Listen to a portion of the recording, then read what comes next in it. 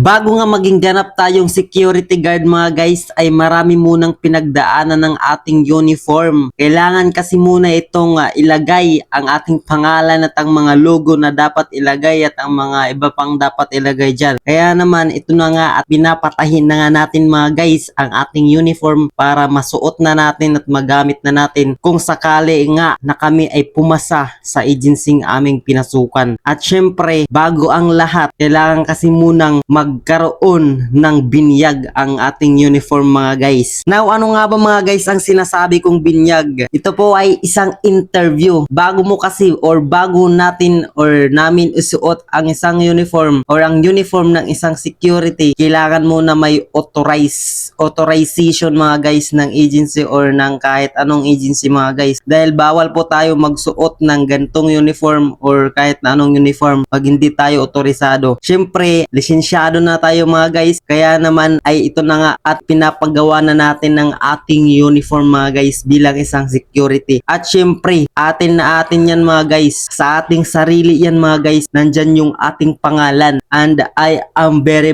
proud of that mga guys na magiging ganap na tayong security at makakapagsuot na tayo ng security uniform mga guys. And worth it nga mga guys ang ating mga pinaghirapan at ang ating mga utang at mga ginawang sakripisyo mga guys sa ating pagiging security, sa training, sa paghihirap, lahat-lahat sa pagkuha ng requirements, sa pagsakay, lahat sa transportation, lahat mga guys, lahat ng ating paghihirap na pinagdaanan ay worth it. Worth it naman dahil ngayon nga ay pinapagawa na ang ating uniform at sure ako na mapapasa ako sa interview at I am very confident kasi dumaan nga tayo mga guys sa magandang training at syempre nakinig tayo doon kaya naman ako ay very sure na papasa tayo sa interview. At ngayon nga mga guys, sa sitwasyon ko ngayon ay ito na nga at security na tayo. Pinapakita ko lang sa inyo mga guys ang proseso ng